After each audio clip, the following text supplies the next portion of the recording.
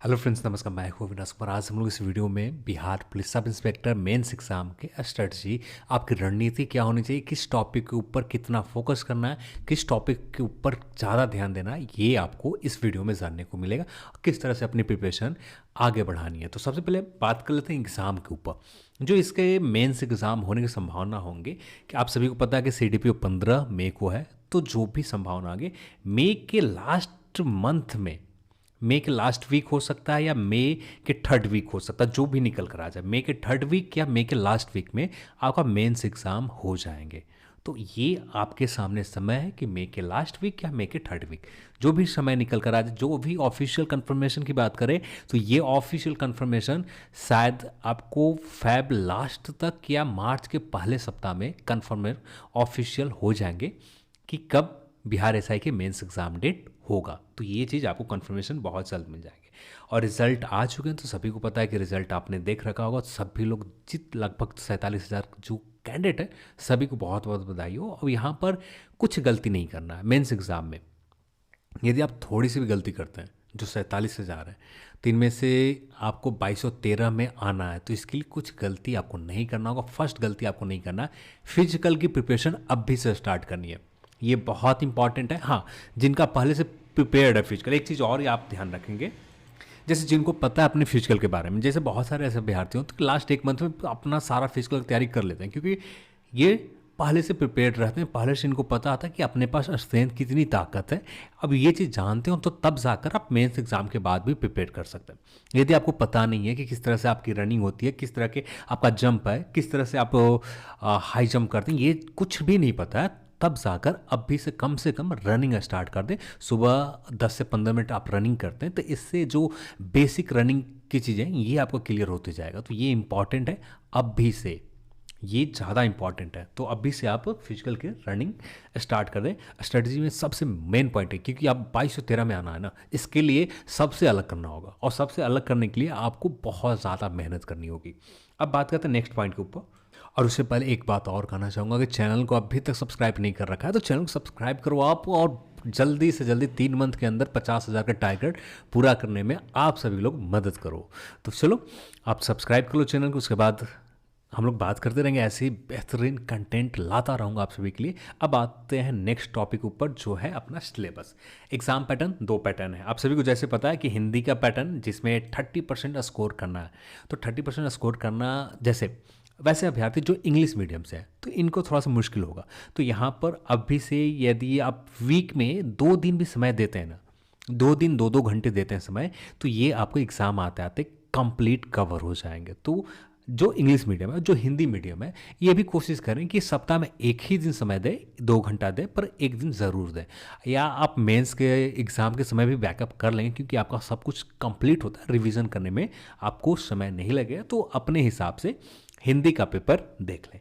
इसके बाद आता है नेक्स्ट जो पेपर आता है, पेपर 2। ये बहुत इंपॉर्टेंट क्वेश्चन है और सेक्शन है, सेगमेंट है। और यहाँ 100 प्रश्न आते हैं, और 100 प्रश्न में से थोड़ा सा वेरिएशन होते रहता है हर साल। कभी कभी यहाँ पर 80 क्वेश्चन आपको जनरल स्टडीज से प्रश्न पूछ दिए जाएं, पर यहाँ पर कभी कभी वेरिएशन होकर ये हो जाता है कि मैथ के प्रश्न लगभग 18 आ जाएं या 5 मैथ आ जाए। एग्जैक्ट कहना बहुत मुश्किल है कि कभी कभी 5 मैथ पूछ दिए जाते हैं, मैक्सिमम रीजनिंग से प्रश्न आ जाते हैं। कभी कभी ऐसा होता है कि 18 रीजनिंग आ जाए, 5 मैथ आ जाए, या कभी कभी ऐसा होता है कि ये जो 18 रीजनिंग आ रहे हैं, ये 18 मैथ आ जाते हैं। तो इसके लिए आपको तैयार रहना है। यहाँ पर आपको, क्योंकि यहाँ पर हर साल फेरबदल किए जाते हैं, यहाँ पर जो मेंस के पैटर्न है हर साल बदले जाते हैं। तो ऐसा कुछ नहीं है कि कोई फिक्स पैटर्न नहीं है, कोई 2017 वाला पैटर्न नहीं रहेगा, कोई 2019 में जो 2446 पद की थी, यहाँ सेम पैटर्न नहीं फॉलो किए जाएंगे। तो नए पैटर्न में चेंज किए जाएंगे, उसके लिए आपको तैयार रहना है, ठीक है। इसके बाद बात करते हैं नेक्स्ट, और जो मेन टॉपिक आता है जनरल स्टडीज। और जनरल स्टडीज़ में सबसे पहले जो मेन टॉपिक मैं बात करना चाहूँगा, स्टैटिक पोर्शन का। ये बहुत इंपॉर्टेंट है और सबसे ज़्यादा मेहनत करने की ज़रूरत है इसी सेगमेंट के ऊपर, स्टैटिक सेगमेंट के ऊपर। और यहाँ से ऑलमोस्ट बात करें तो 10 से 12 क्वेश्चन सीधे तौर पर पूछ दिए जाते हैं। और स्टैटिक आपको याद है तो ठीक है, नहीं याद है तो आप तुक्का लगा सकते हैं, इसके अलावा कुछ नहीं कर सकते। तो स्टैटिक पोर्शन को चाहे अवार्ड्स हो, चाहे इंपॉर्टेंट एक्ट्स हो, चाहे आपका जो भी इंपॉर्टेंट स्टैटिक जीके में, जैसे हिस्ट्री में कुछ डायरेक्ट डेट आ जाती, किस डेट में ये जो इवेंट हुए थे किस डेट में हुए थे। तो इस तरह की चीज़ें आपको याद रखनी होंगे, चाहे ज्योग्राफी से रिलेटेड हो, चाहे हिस्ट्री से रिलेटेड हो, चाहे आपका फर्स्ट वीमेंस फर्स्ट मेंस में जो भी हो जाए, सारी चीज़ें आपको यहाँ पर कवर करनी है। ये बहुत स्पोर्ट्स से रिलेटेड भी आपको कवर करनी है। और यहाँ पर जितने भी इंटरनेशनल बॉडीज़ हैं, जो इंटरनेशनल इवेंट हो गई, इनके बारे में भी अच्छे से कम बेसिक नॉलेज आपको रखना है। और क्योंकि इंटरनेशनल बॉडीज़ में इनके सेगमेंट थोड़े बहुत वर्ल्ड हिस्ट्री में आ जाते हैं, जैसे किस तरह से यूएन के गठन किए गए, इससे पहले के जो प्रोसेस हुए, कहाँ पर किस तरह की मीटिंग बुलाई गई, किस तरह के सबमिट हुए, ये सारी चीज़ें प्रश्न पूछे जा सकते हैं। तो अच्छे से आपको कवर करने होंगे इंटरनेशनल बॉडीज़, उसके पीछे की हिस्ट्री, उसके बनने की हिस्ट्री भी आपको याद रखनी होगी, क्योंकि मेंस एग्जाम में 2 वर्ल्ड हिस्ट्री से प्रश्न आ सकते हैं और 2 वर्ल्ड हिस्ट्री से लगातार आते रहे और यहाँ पर भी पूछे जाएंगे। वर्ल्ड हिस्ट्री के लिए मैं यही कहूँगा कि आप ज़्यादा डेप्थ में जाने की कोशिश ना करें, क्योंकि आपको बेसिक जो स्टैटिक पोर्शन में आप कवर कर रहे हैं कि जो इंटरनेशनल बॉडीज़ के जो आपने बना रखा, तो वहाँ पर उनके जो हिस्ट्री का कवर किया, तो ये तो कवर हो ही गए। इसके बाद वर्ल्ड हिस्ट्री में कुछ इंपॉर्टेंट टॉपिक आपको लूसेंट में मिल जाएंगे और इतना सफिशिएंट रहेगा, क्योंकि हम सभी को पता है कि सिर्फ 2 क्वेश्चन आएंगे, मैक्सिमम 2 क्वेश्चन आएगा। 2 क्वेश्चन से ज़्यादा नहीं पूछे जाते हैं वर्ल्ड हिस्ट्री से। तो 2 क्वेश्चन के लिए हम डेप्थ में इग्नू के नोट्स नहीं पढ़ सकते हैं, बहुत अच्छे डेप्थ में किसी लेक्चर को नहीं देख सकते हैं। बस हमें बेसिक नॉलेज चाहिए कि बेसिक आपको पता होना चाहिए वर्ल्ड हिस्ट्री से। तो वर्ल्ड हिस्ट्री के लिए मैं ये कहूँगा, ठीक है। जनरल साइंस बहुत इंपॉर्टेंट सेगमेंट है। बायो को तो इस तरह से कवर करो आप, नीट लेवल तक कवर करो आप, क्योंकि बायो से प्रश्न अच्छे लेवल के पूछे जाएंगे, आप कंफ्यूज करेंगे। केमिस्ट्री के ऊपर थोड़ा सा कम ध्यान दो और फिजिक्स के ऊपर ना भी ध्यान देते हो एग्जाम में, आप बेसिक सिर्फ यूनिट एंड डायमेंशन और थोड़े से लाइट के चैप्टर करके चले जाते हो और इलेक्ट्रिसिटी के कुछ रूल्स आपको याद रख लेते हो, बस इतना में काम बन जाएगा। इससे ज़्यादा आपको फिजिक्स पे आपको ध्यान नहीं देना। पर बायो में बहुत अच्छे से नॉलेज चाहिए, बहुत सारी चीज़ों को आपको याद करना होगा। अब बायो के कम से कम बहुत सारे क्वेश्चन आपको प्रैक्टिस एमसीक्यूज करते हैं, ये आपको बेनिफिशियरी होगा। तो एमसीक्यूज बायो में प्रैक्टिस करना बहुत ज़रूरी है। और इसके लिए आप कहाँ से प्रैक्टिस करते हैं ये आपके ऊपर छोड़ देता हूँ। और प्रैक्टिस करने के लिए मेरे हिसाब से लूसेंट, बहुत सारे लोग लूसेंट के फॉलो करते हैं। मैं तो यही कहूँगा कि जो यूट्यूब के ऊपर क्लासेस हैं, बहुत सारे एमसीक्यूज के क्लासेस हैं, बहुत सारे लोगों ने अच्छे क्लासेस लिए, उन क्लासेस को देखें। इससे एक चीज़ आपका हो जाता है कि एमसीक्यूज के साथ साथ कॉन्सेप्ट भी क्लियर होते हैं। तो जो आपने पढ़ रखा है इससे रिवीजन भी हो जाता है। अब जब आप एमसीक्यूज बुक से प्रैक्टिस करते हो तो वहाँ से आपको अपने हिसाब से गूगल करने पड़ेंगे, कुछ ज़्यादा एक्स्ट्रा एफर्ट लगाना पड़ेगा। तो ये इन चीज़ों से बचना चाहते हैं तो सबसे ज़्यादा बेहतर ऑप्शन जो होगा आपके पास, एमसीक्यूज प्रैक्टिस करना है यूट्यूब से। ये मैं आपके ऊपर छोड़ देता हूँ, आपका प्रिपरेशन अभी तक किस लेवल पर है इसके अनुसार से। इंडियन हिस्ट्री में मैं यही कहूँगा कि एंसेंट पूरी तरह से इग्नोर करो आप, मेडाइवल भी पूरी तरह से इग्नोर करो। वर्ल्ड हिस्ट्री पर मॉडर्न हिस्ट्री पर बहुत ज़्यादा मेहनत करो आप। मॉडर्न हिस्ट्री से लगभग प्री एग्जाम में प्रश्न नहीं पूछेगा, पर मेंस में पूछे जा सकते हैं, अच्छे लेवल के प्रश्न पूछे जा सकते हैं। तो यहाँ पर मेंस एग्जाम के लिए इस पॉइंट को आपको ख्याल रखें। और मेडिवल और एंसेंट हिस्ट्री के लिए मैं यही कहूँगा कि जो लूसेंट में दिया हुआ ना, बस उतना भी आप कवर करके चले जाते हैं तो इतना से आपका काम बन जाएगा, इससे ज़्यादा बाहर नहीं आते। पर मॉडर्न हिस्ट्री में लगातार हम लोग देखते आ रहे हैं अच्छे लेवल के प्रश्न पूछे जाते हैं। इसके बाद नेक्स्ट टॉपिक बात करें ज्योग्राफी ऑफ इंडिया। इसके लिए मैं वर्ल्ड ज्योग्राफी से प्रश्न जैसे मेंस एग्जाम में नहीं पूछे जाते थे, पर यहाँ पर जनरल स्टडीज़ में आपको वर्ल्ड ज्योग्राफी के भी सेगमेंट आ जाते हैं। तो वर्ल्ड ज्योग्राफी भी आपको कर जाना होगा, क्योंकि जनरल स्टडीज़ में आपको हर सेगमेंट कवर हो जाते हैं। जनरल स्टडीज़ क्लियर तौर पर लिखा गया और इसका कोई सेपरेट कोई भी ऐसा पॉइंट नहीं है कि जिसे हम काउंट नहीं कर सकते। हर पॉइंट, हर चीज़ के ऊपर, हर सेगमेंट के से यहाँ जनरल स्टडीज़ में प्रश्न आ जाते हैं।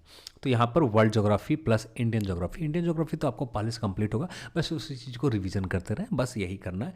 और इंडियन ज्योग्राफी में डैम इस बार तो नहीं रहा प्रश्न, थर्मल पावर नहीं पूछा गया थर्मल पावर से, फिर भी हमें इसके लिए प्रिपेयर्ड रहना, क्योंकि थर्मल पावर से इतने अच्छे क्वेश्चन बनते हैं, बहुत बार कन्फ्यूजन कर जाएंगे आप।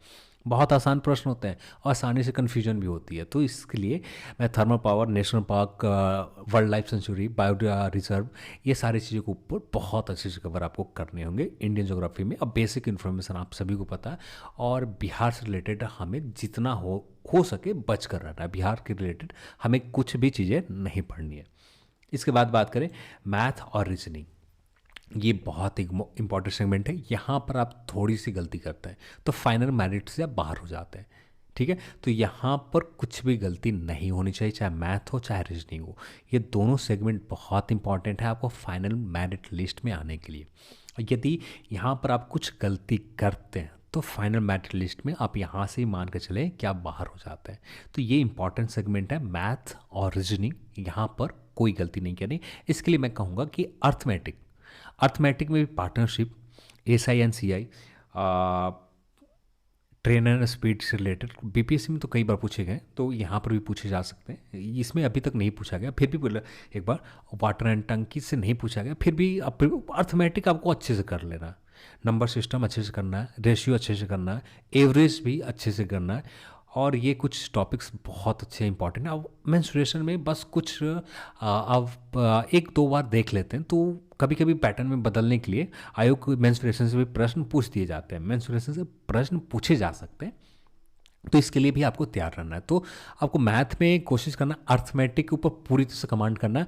मेंस्ट्रुएशन आप नहीं करते लास्ट एग्जाम के दिन भी, एग्जाम के एक वीक पहले भी आप मेंस्ट्रुएशन थोड़े से फार्मूले याद करके चले जाते हैं और थोड़े से आप प्रैक्टिस कर लेते हैं, तो ये कवर हो जाएगा। पर अर्थमेटिक इसके लिए हमें प्रैक्टिस चाहिए, और जब तक हमें प्रैक्टिस नहीं करते तब तक अर्थमेटिक आपका ठीक नहीं हो, क्योंकि ये आपका कैलकुलेशन बेस्ड होता है और कैलकुलेशन तभी ठीक होते हैं आपको प्रैक्टिस करते हैं। प्रैक्टिस बहुत करनी होगी अर्थमेटिक का, क्योंकि 25 प्रश्न आप मान के चलें, 20 से 21 प्रश्न, और ये फाइनल मेरिट में इतना बड़ा योगदान देता है ना, पूछे ना, क्योंकि बहुत इंपॉर्टेंट सेगमेंट है। जिन्होंने 2446 में जिनका भी फाइनल मेरिट में नहीं हुआ, उन सभी के इसी वजह से मैथ्स और रीजनिंग को इग्नोर करके चले थे कि किसी तरह से हम कर लेंगे। टोटल पोर्शन जनरल स्टडीज़ के ऊपर फोकस कर डाला। तो आप लगातार तो जनरल स्टडीज़ एक साल से पढ़ते आ रहे हो, पर यहाँ पर मैथ और रीजनिंग को भी इग्नोर नहीं करना, ये बात आप ध्यान रखें। और इसके बाद ये सारे टॉपिक हम लोगों ने बात कर रखा है, इसे आप स्क्रीनशॉट लेना चाहें तो मैं एक बार स्क्रॉल करके रख दे रहा हूँ, जिससे आप स्क्रीनशॉट ले लें। तो ये रहा, आपका स्क्रीनशॉट ले सकते हैं। अब नेक्स्ट पॉइंट, ये सारे टॉपिक हमें कवर करनी है, और ये मैं यही कहूँगा कि समय को यूटिलाइज सही तरीके से करना। बहुत सारे टॉपिक आपको इग्नोर करने होंगे, और स्टैटिक को भूलना नहीं है। स्टैटिक हमको 15 बार 20 बार जितनी बार रिवीजन हो सके ज़्यादा से ज़्यादा रिवीजन करना, क्योंकि ये ज़्यादा कॉम्प्लिकेटेड होता है, बहुत ज़्यादा कन्फ्यूजिंग होता है, बहुत सारे, क्योंकि 6-7 बार आप नहीं पढ़ते हैं तब तक जाकर ये सेगमेंट आपको कवर नहीं होता स्टैटिक बार। तो ये मैं यही कहूँगा कि बहुत अच्छे से करनी है। तो चलिए आज की इस वीडियो में इतना ही, और इस वीडियो को देखने के लिए आप सभी को बहुत बहुत धन्यवाद। जय हिंद।